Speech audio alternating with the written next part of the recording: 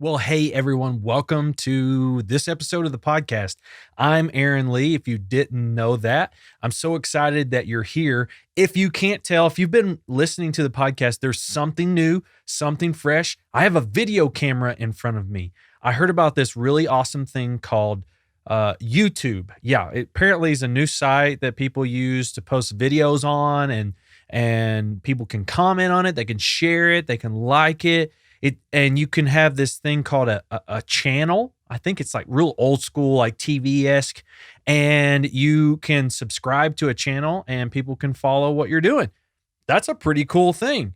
So yeah, so I thought, hey, you know what? Let's videotape me recording these podcasts and let's support this new website called YouTube. I'm sure they don't have much money, and it'd be helpful if we can come alongside of them in the process. So that's why there's a camera in front of me. We can get it out there in a different way. So that's pretty cool. But anyway, one of the biggest things for me is understanding why people do what they do and why this is important. You hear my point. Why this is important is that when we understand the why, then we want to be involved in the what and the how. And I read a book a while back called Start With Why by a guy named Simon Sinek, one of my favorite books of all time. And I just really encourage you, if you haven't read that book, it's a great book. It's a business-oriented book, but his principles apply to everyday life. And his whole thing is people don't buy what you do, they buy why you do it. And so I'm just going to always reiterate to you why I do what I do. And if you want to join me in that, then man, that's great. So if you haven't done this already, jump back to our very first episode, which is episode 000. It's called The Anxious Pastor. Pretty simple. And you can hear my motivation, hear my why, hear a little bit about my past and my story. And I know it'll help you understand the heart and the passion I have for creating community around this podcast, because when you deal with anxiety, depression, and these sort of things, you feel alone at times. And so I hope that that's what this will help us do, help us just engage better together. And I always want you to understand the why I'm doing what I'm doing. And on today's episode, you're stuck just with me. I'm sorry. The past two episodes have been so great. We've had two incredible interviews with Brian and Stephanie Hay. If you haven't had a chance to listen to them, man, it's so good. You need to go back and listen. They have been walking through a diagnosis of cancer in Stephanie's life. And in episode 11, I interview her and just how she's dealing with that. And in episode 12, I interviewed her husband, Brian, and just got his perspective on it, his vantage point. And man, it was powerful. So if you haven't listened to that yet, please do so. Please listen to that. It's so good. But today I felt like it would be important for us to address something that is so important when it comes to the topic that we're talking about. And it's discussing the very essence, the very umbrella that this podcast comes under, and it's mental health. And before you check out, I know you're thinking, oh man, this is going to be boring. You're exactly right. It's going to be boring. No, it's not. We're going to be positive. It's going to be encouraging. It's going to be great. And here's what we're going to do. And here's why I think it's going to be a good thing. We are going to talk about some terms that go along with the term mental health, things that are attached to it. But I want to break the stigma of that. I want us to take that term and embrace it. I want us to push beyond it. And by doing that, then we're able to put some practical applications in place. And so that's what we're going to do in this episode. So hang in there. It's good information. You need to know both sides. You need to know the clinical piece of it, and you need to know the practical pieces that we can do. Now, I'm not going to get into all the chemistry and all the body stuff that goes on. That's not my area of expertise. And honestly, a lot of this isn't my area of expertise. But what I do know is it's important to have a discussion about this. So I've tried to do the best I can to do the research so you have a better understanding of what this topic of mental health is. So if you're ready, I'm ready. Let's get trying.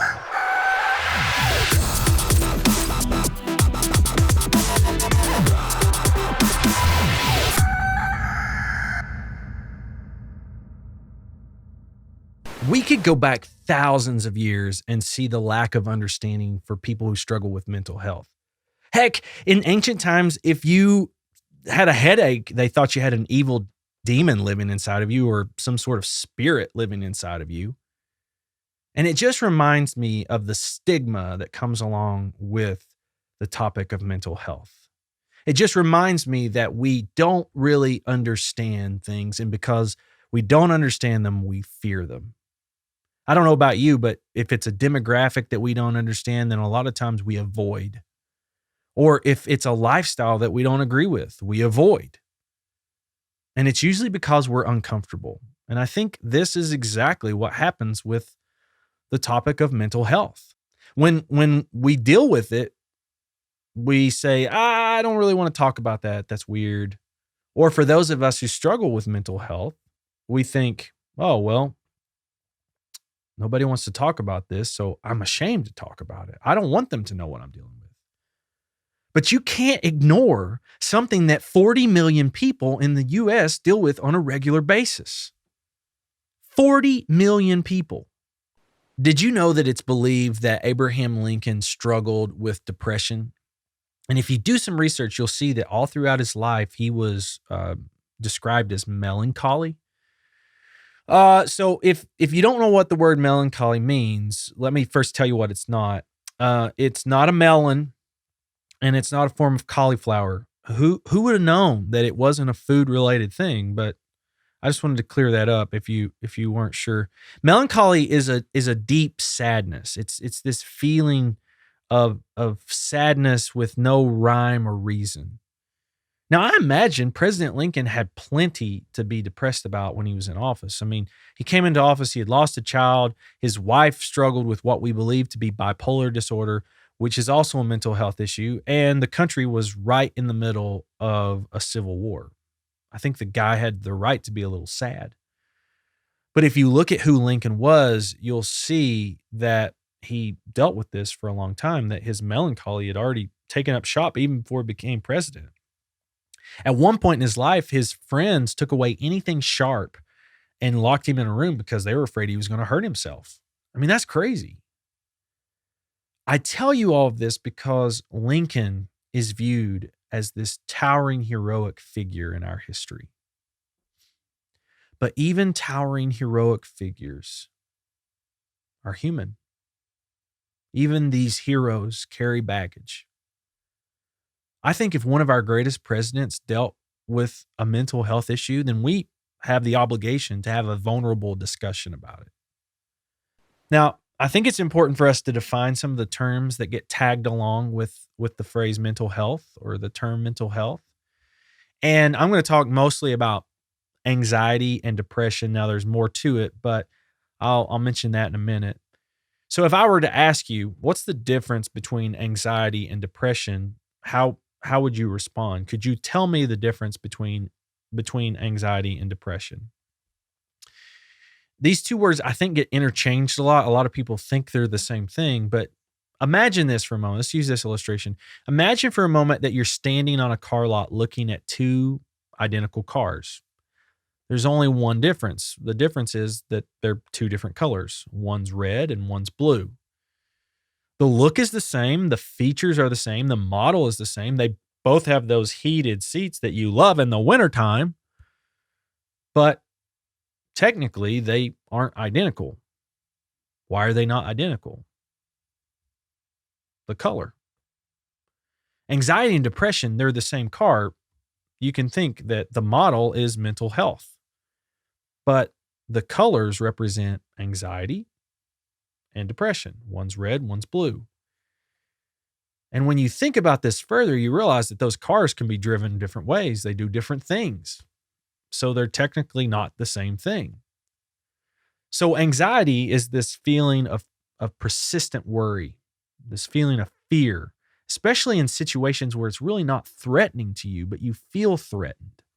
Depression, on the other hand, it's this feeling of sadness, hopelessness, discouragement, and it usually goes on for 2 or more weeks. And that's how they'll clinically say that depression is a part of your life or you're diagnosed with that.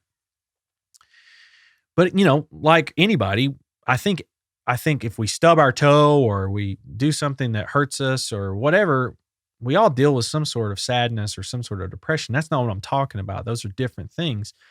Doesn't make you a depressed person, but if you would say those definitions that I mentioned earlier hit home with you, especially in a season of your life, then maybe you need to dig deeper on what's going on. So again, anxiety is this feeling of worry, this feeling of fear, and depression is an overwhelming hopelessness. Same car, different colors. So let me ask you this question. Are you an anxious person? I mean, obviously I am. I mean, I run a podcast about anxiety. It would be kind of odd if I wasn't an anxious person. It would just be the pastor, not the anxious pastor. So if you are an anxious person, do you know the terms that go along with this? And I know this is going to feel clinical, and hang in there. This is important stuff, and it's important to know there's differences between them. And so the first thing I want us to talk about is general anxiety disorder. Now, if I was guessing, this is probably the most common form of anxiety. It's the one that most people get diagnosed with. And it's when we take situations or days and we catastrophize them. It's a big word for me. You should be proud I could even pronounce it. But I think it's important for us to know that this anxiety is an exaggeration. It's an exaggeration of what you think would happen or what could happen. So you're driving to work. Well, your anxiety makes you feel like, oh, I'm going to get in a wreck today or something bad's going to happen. Now, the second one I'd mention is panic disorder. And it usually manifests itself in panic attacks or feelings of abrupt terror. A lot of people deal with this, and it's that feeling where you feel like you're going to have a heart attack or you're going to be sick. I dealt with this a while back, a couple of years ago. I woke up in the middle of the night. I talked about this in an earlier episode, but I woke up in the middle of the night, felt like I was having a heart attack. Ultimately, after going to the hospital thinking I was having a heart attack, I found out I was just having a panic attack. The next one I want to mention is social anxiety disorder. And if you're like me, this is a big one. This is probably, I think general anxiety disorder is the biggest one for me, but social anxiety is a close second. And I think this one comes along with trauma. It comes along when we've been hurt in front of a group of people. So I was bullied as a kid. And even to this day, in environments where I'm around large groups of people, I struggle. And here's what this is. It's when you feel like you're going to be humiliated or made fun of in front of a group of people for something you do. It's an irrational worry of it.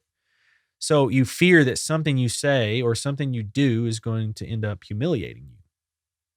And like I said, this one probably comes if you've dealt with something in your past. I would say all of them do, but this one in particular, because it's social, it's society related, I think that might be why it's a thing.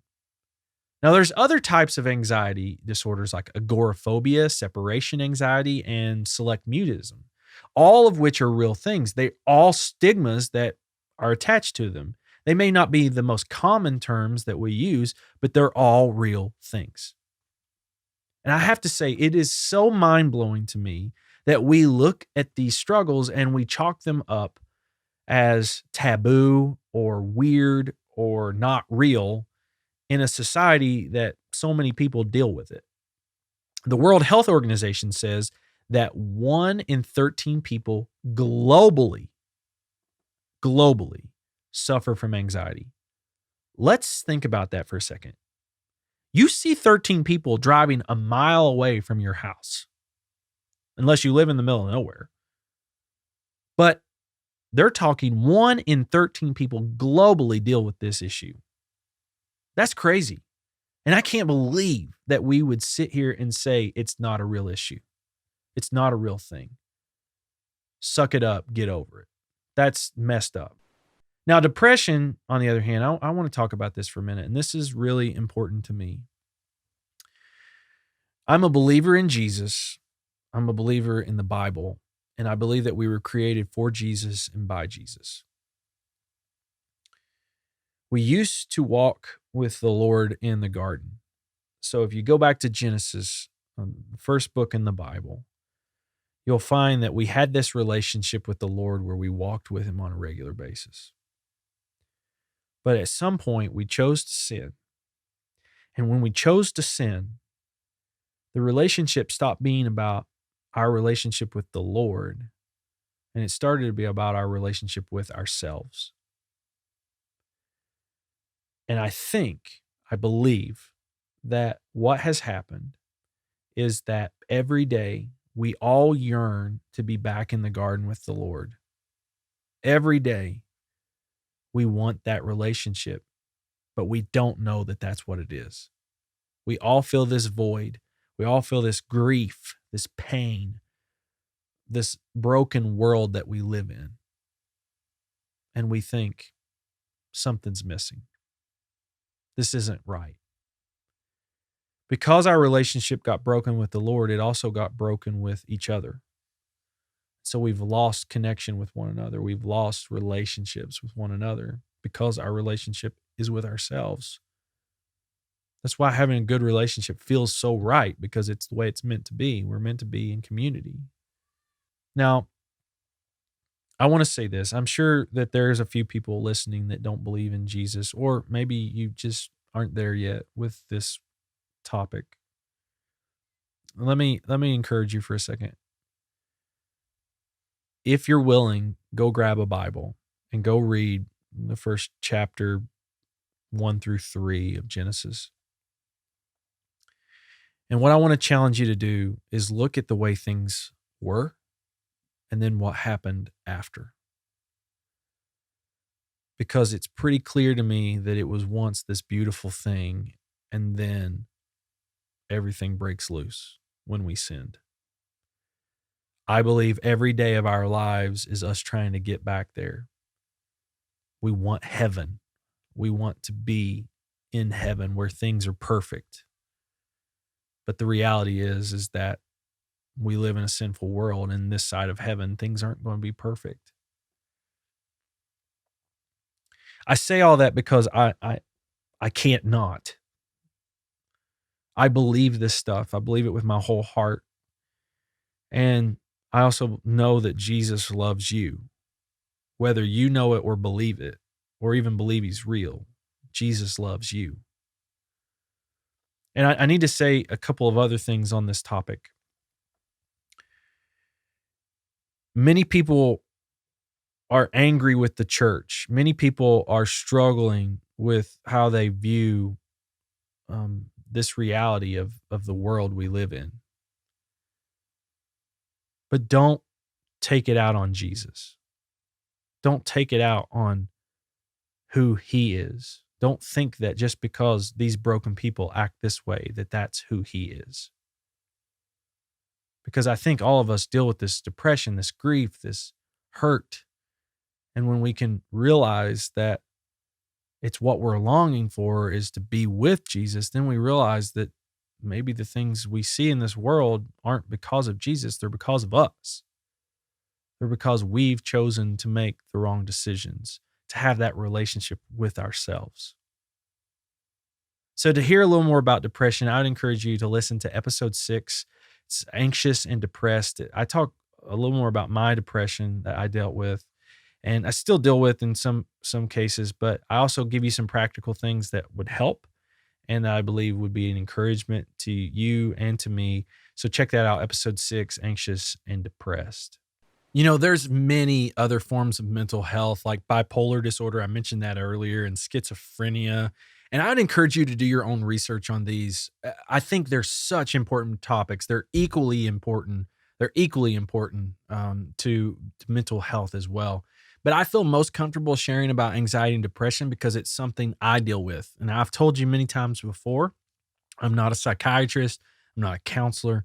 I'm just a pastor who deals with anxiety, and I just want to be an encouragement to you. And so I talk about the things that I deal with and have done some research on. So that's why I'm trying to do my best. But again, all those things are real things. They're important things. I just don't have the best understanding of them. And so I'd encourage you to jump in and figure them out. Now, I want us to turn a corner. Everything we've talked about from up to this point can feel like super clinical, It can feel rigid. And those things are so important. They are part of this conversation. But I also think we have to shift our mindset to be going a little bit against the grain to give some practical application. And if you made it this far, hey, why not stick out for the rest of it? So hang in there. I think this will be the stuff that'll will really help. So there are three things that I think that we can do to truly be able to find joy through our struggles. And let me say this, again, this side of heaven, I don't think we're going to find a cure for this. Now, I do believe that somebody might be able to help out with that in the future. I believe the Lord is completely capable of curing us from anxiety and depression and these other issues. But I will say, working from the standpoint of we're going to deal with it this side of heaven, then maybe we need to find joy no matter what. Find joy through these struggles. But I want us to change our mindset. I think we have to think differently about how we approach these issues. So maybe instead of running away from what we feel, we lean into it. Maybe we lean into these struggles. And I know what you're thinking. You're thinking, well, gosh, why would we do that? How would we do that? That's crazy. Well, that's what I'm trying to help you figure out, because I'm trying to figure it out too. And I think it's important. So let me use this illustration. Have you ever seen images or videos of the running of the bulls in Spain? It's an event where they let loose a herd of bulls. I think herd's the right word, but they let loose a group of bulls to run through the sectioned off part of the city. And there's hundreds of people who can participate in running away from the bulls. They're trying to avoid them, basically. And in the process, people get gored, people get injured, people even get trampled, and oftentimes not even by the bull. They get trampled by one another. It's crazy to me. Like, you go watch a YouTube video, it's that website I was telling you about that's new. If you go watch a video of this, it will trigger your anxiety. I don't know how anybody would want to do this, but whatever. To each their own, right? But I think it's a good example of how we manage our mental health, how we try to deal with our mental health. Think of it this way: anxiety and depression are, in our minds, these dangerous animals that are running at us. So what do? We run away from them. We're afraid of them. So we, like the participants of the running of the bulls, we run. We try to avoid them. We try to avoid being trampled, by being gored, by being injured by them. But what if we turned and faced them? Now listen, before we go on, I need to say this. If you find yourself in an alley with a rather large bull looking at you, getting ready to charge you, you run, buddy. You run. Don't you stick around. You get out of there, because I'm telling you right now, you're in trouble. But for the sake of the illustration, think of it this way. We're letting the bulls control us. We're letting the animals control us, the anxiety and the depression control us. So what if, instead of running away from them, what if we stopped and faced them? What if we fought the herd? You know, this idea is so opposite from what we're used to. But let me ask you this question. Have you ever tried it? Have you ever tried it? Have you ever tried and stopped and faced your anxiety? Have you ever stopped and tried to face your depression? Maybe it's not as dangerous as you thought. Maybe it's not as controlling as you thought. Maybe our fear of anxiety and depression is making us think that there's a 2,400-pound bull running at us, when in all reality, it's just an 8-pound cat. Think about that. So, okay, you buy into what I'm saying. You're like, all right, I'll listen to what you have to say. So now you're asking, how do we do that? How do we run toward them? How do we embrace and control our anxiety? Well, I think we embrace our struggles. Okay, we first have to admit they're real, which is something that the world tries to tell us is not true. But instead of pushing off and avoiding your struggles, embrace them. Give them a big old squeezy hug and a nice high five. And I know this idea doesn't seem easy and it's not comfortable, but if a bully was picking on you, try to go giving them a hug. And it's not going to be easy and it may not go well, but it could change the momentum. It could possibly stop your feelings in their tracks. It could give you control. Stop treating it like a 2,400-pound bull and start treating it like an 8-pound cat that you can pick up. In Johann Hari's book, Lost Connection, he says, instead of seeing your depression and anxiety as a form of madness, I would tell my younger self, you need to see the sanity in this sadness. You need to see that it makes sense. Of course, it's excruciating. I will always dread the pain returning every day of my life. But that doesn't mean that the pain is insane or irrational. I think what he's saying is a couple things. I mean, he says it in the quote. It's real. What you're feeling is real. Don't let someone tell you that it's insane what you feel. The other thing I would say is that what he's saying is, and he probably doesn't mean this because if you've read the book, you know he's not a believer. But I think what he's saying that he doesn't realize is that we live in this sinful world. And so we've lost this thing, this relationship with the Lord, this relationship with one another. And it's sane that you feel sad. It's sane that you're anxious. It's sane that you're depressed. It's real. So maybe instead of fighting against it, fighting the fact that it's there, maybe you lean into it. So embrace your struggles, embrace the journey.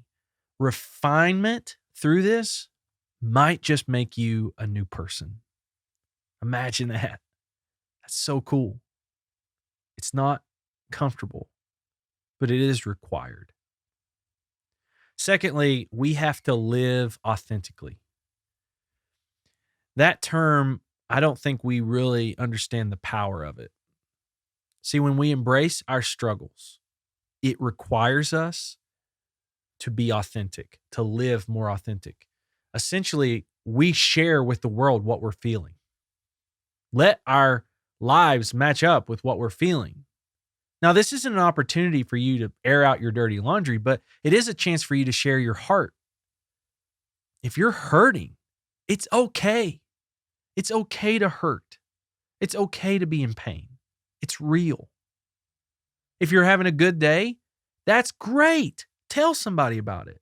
I'm not saying live in the negative. I'm saying balance your life with being authentic, good and bad. You know, one of the biggest things that challenged me to want to start this podcast was how often people would come up to me on a Sunday morning after a service that I've shared something that was on my heart or I was feeling the burden.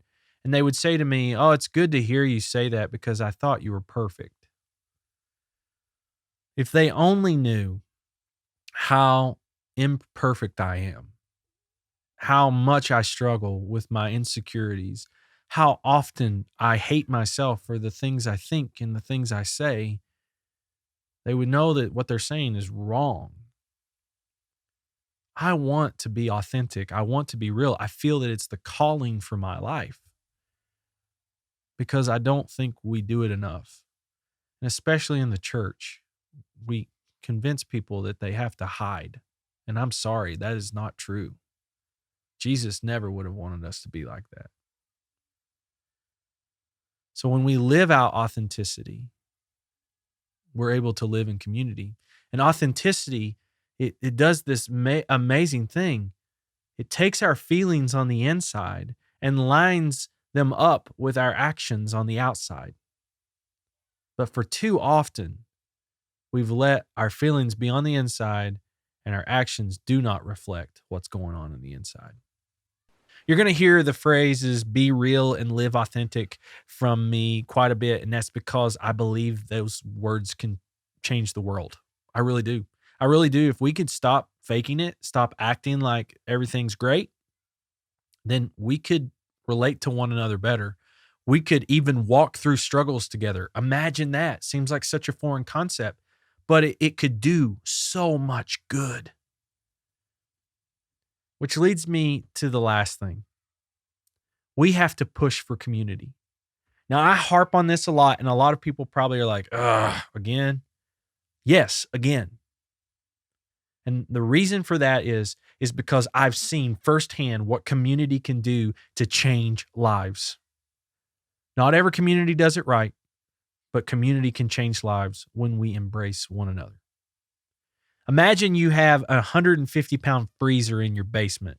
You need to get that thing out, and you walk down there and you look at it and you think, man, I can't carry this thing out of there by myself. You're exactly right. You cannot carry it out of there by yourself. But if you brought someone else to help you, you could. The things you're struggling with, they're in that basement and they need to come out. But you can't do it by yourself. You can't lift that thing out of there by yourself. But if you bring someone else into the process, if you create community through it, it's not as scary as you thought it was. It's not as heavy as it once was. It isn't as lonely as it felt. I've got to challenge us to be more real, to live more authentically, and we can only do that through community. We can only do that by listening and loving one another. It can change the game. Now, I would challenge you that the first place you should go is the church to find community. You need to go there because that's what the church is meant to be. And like I said earlier, I'm sorry that the church hasn't always been that. So you may have a bad taste in your mouth of what the church is or who the church is, but I have to say to you, that's not who Jesus is. Just because a church hurt you doesn't mean Jesus has hurt you. When community's done well, when the church is done well, lives can be changed. And I've seen that firsthand. I love the church because the churches that do it right, they have groups of people who walk through anxiety, walk through depression, walk through grief together. There's support groups for addictions, anxiety, depression, all these awesome groups of people that are loving one another and walking with one another. And it's an incredible way to start. Now, you may not be ready for that, or this may not be for you, and that's okay. But I would tell you, grab a friend that you trust and take them to lunch. You share your heart, you share your convictions, you share what you're feeling, and let them walk with you through it. The only thing it's going to cost you is a couple of dollars and a little bit of awkwardness. And awkwardness never hurt anyone. And I want you to hear something. This is so important. And honestly, I have to tell myself this daily, and I don't even live it out great, but I just got to be real. What you're carrying and what you're walking through doesn't make you less valuable. It doesn't make you less important. And most importantly, it doesn't make you less deserving of love. So shatter that lie, throw that thing in the trash, because that is all it is a lie. You are valued, you are loved, and it's okay to feel the way you feel. Your burden of mental health is real, and you shouldn't be alone in it. You know, we have to love better. I need to love better. Community is what carries that big old box freezer out of the basement.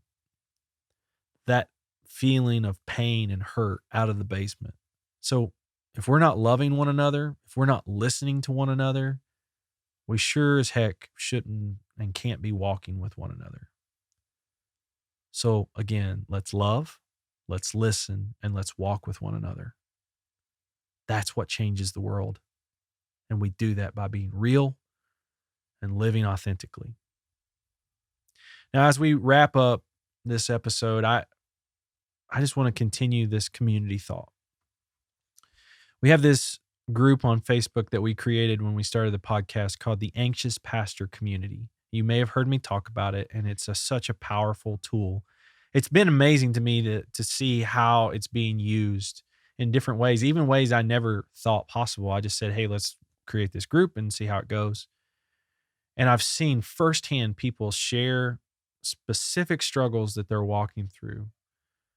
And then people share things that maybe it's just as simple as, hey, I'm having a rough day. And then to watch a group of people come up under them and say, hey, I'm praying for you right now. Hey, here's some encouragement for you. We love you. Keep going. And these are people who may not even know each other. That's amazing. So those of you who have been contributing and doing that, thank you. That's exactly what we need, and keep doing it. Now, for those of you who are part of the group but aren't contributing right now, I need to challenge you for a second. We don't want people to be spectators. We want people to be participants. Community requires engagement.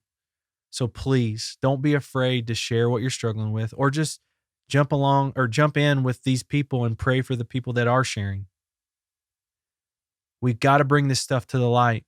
If we don't, it's just going to sit there in the basement and grow and grow and grow, and we're never going to heal. So do it. I think it's a powerful thing when we can. So check that out if you haven't already. It's the Anxious Pastor Community on Facebook. Oh, okay. I can take a breath. Now listen, thank you so much for the encouragement you've been giving to me, to the podcast.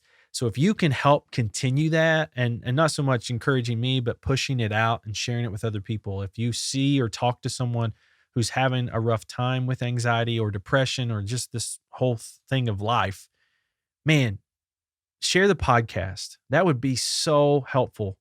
If you could rate it and review it, that would be great too, because what those do is it gives us more exposure to get it out there. And again, it is not about me. It's just about helping people. That's my goal. That's my why. I want people to embrace their journey so we can live authentic lives. That's what this is all about. So if you, again, can rate, review, and share the podcast, that would be so helpful. Another thing you can do, and I would love for you to check out, is theanxiouspastor.com. That's our website, and we try to keep updating with new content, blog, our show notes, a little bit about my family. I hope to just continue to grow it over time. So check that out, theanxiouspastor.com. Well, it's been a great episode. I know it's been heavy. It's been a big topic, but I think it's an important topic. And both pieces, the clinical pieces to it are important, and so are the practical pieces too. And there's many ways of doing this, but these are my suggestions and how I'm trying to work through it myself. So I hope it's been helpful to you. I hope it's been an encouragement to you, because we need to know that we're in this together. We need to know that mental health is a real thing, and it's not something we should be ashamed of or afraid of. So keep your head up, see that hope's on the horizon. Let's dig in and let's get trying.